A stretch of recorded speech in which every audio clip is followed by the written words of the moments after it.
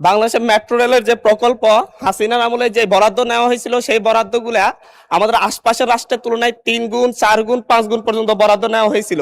তখনকার দুর্নীতি নিয়ে আমাদের বর্তমান সরকারি দলে থাকা লোকজন সহ তারা তখন বিরোধী দলে ছিল, অনেক কথা বলেছিলেন। কিন্তু আমরা পত্রপত্রিকা মারফত জানতে পারি ঢাকা মেট্রো রেলের সম্প্রসারণ লাইন এমআরটি 5 উত্তর এবং এমআরটি 1 এর যেই বরাদ্দ বাড়ানো হয়েছে সেখানে প্রায় 126% এবং 130% ধারাবাহিকভাবে বরাদ্দ বাড়ানো হয়েছে এবং 42.5 মেগাওয়াটের বর্জ্য থেকে বিদ্যুৎ প্রকল্পের নির্মাণ ব্যয় ধরা হয়েছে $467 মিলিয়ন, যা আমাদের রূপপুর পারমাণবিক বিদ্যুৎ কেন্দ্রের তুলনায় প্রায় প্রতি মেগাওয়াট ভিত্তিক প্রায় 3 গুণ 3.5 গুণেরও বেশি। রূপপুর পারমাণবিক বিদ্যুৎ কেন্দ্রে যেই প্রতি মেগাওয়াট উৎপাদনে খরচ হয়েছে 47 কোটি টাকা এবং বর্জ্য থেকে উৎপাদনের যে খরচ ধরা হয়েছে সেখানে 135.17 কোটি টাকা ধরা হয়েছে। মাননীয় স্পিকার, মাননীয় প্রধানমন্ত্রী যখন নির্বাচনী ইশতেহারে বলেছিলেন মেগা প্রকল্প মানে মেগা দুর্নীতি এবং বিএনপি সরকার ক্ষমতায় গেলে মেগা প্রকল্প নিবে না, কিন্তু এই জায়গায় এই বরাদ্দগুলা বাড়ানোর মাধ্যমে মূলত লুটপাটের সুযোগ করে দেওয়া হচ্ছে কিনা এবং আরেকবার বাংলাদেশকে প্রাতিষ্ঠানিকভাবে দুর্নীতির সুযোগ করে দেওয়া হচ্ছে কিনা এই বরাদ্দগুলা বাড়ানোর মধ্য দিয়ে। মাননীয় স্পিকার, এই ব্যাপারে পরিকল্পনা মন্ত্রীর কাছে জানতে চাই। মাননীয় প্রতিমন্ত্রী, অত দীর্ঘ উত্তরে যাবেন না। আমি এর মাধ্যমে নতুন দুর্নীতির সুযোগ দেওয়া হয়েছে কিনা সংক্ষেপে এটা বলেন। এটা কোনো সম্পূর্ণ প্রশ্ন না, মূল প্রশ্ন ধোবাউড়া হালুয়াঘাটের উপরে ছিল। মেট্রো রেল নিয়ে প্রশ্ন করা হয়েছে।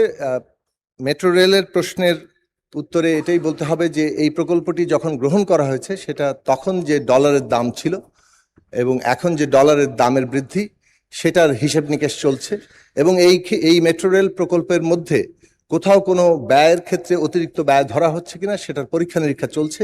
ইতিমধ্যেই নানান পর্ব পার হয়ে সেটা এখনো পর্যন্ত পরিকল্পনা কমিশনে আসেনি, তবে সেটা আসবে। আসার পরে এই সমস্ত ব্যয় প্রশ্নে যথাসম্ভব স্ক্রুটিনি করে সেটাই এই প্রকল্প পাশ হবে। তবে এটা মনে রাখা দরকার যে মেট্রো রেল প্রকল্প যখন জাইকার সাথে প্রকল্প করা হয়েছিল তখন 0.7% সুদে দীর্ঘমেয়াদী ঋণ নেওয়ার ব্যবস্থা ছিল। বর্তমান সময়ে জাইকা কিংবা অন্য কোনো ফাইন্যান্সিয়াল এজেন্সি তারা যে ঋণ দেয় সেটা মানে 3% নিচে খুব বেশি আর পাওয়া যায় না, ফলে সেটাও একটা বিবেচনার জায়গা আছে। এবং ঢাকা শহর যে ধরনের যানজটের পরিস্থিতি তাতে মেট্রো রেলের মতো প্রকল্প ছাড়া, অর্থাৎ এই প্রকল্পে যেহেতু মাটির নিচে মানে ভূগর্ভস্থ এবং ভূপৃষ্ঠ দুইভাবেই চলমান হবে, সেটার প্রয়োজনীয়তা নিয়ে আর কোনো প্রশ্ন তোলার কোনো সুযোগ নেই, কেননা ঢাকার ব্যবস্থাপনার জন্য অত্যন্ত জরুরি। তবে সেই ক্ষেত্রে ব্যয় এবং সময়সীমা এবং টেকনোলজি ট্রান্সফার সমস্ত বিষয়গুলো মাননীয় প্রধানমন্ত্রী ইতিমধ্যেই নির্দেশনা দিয়েছেন এবং সেগুলো যথাসম্ভব পরীক্ষা নিরীক্ষা করা হচ্ছে এবং সর্বোচ্চ পরীক্ষা নিরীক্ষা করে কোনো রকম অতি ব্যয়ের সুযোগ না রেখেই এই প্রকল্প বাস্তবায়নের উদ্যোগ নেওয়া হবে।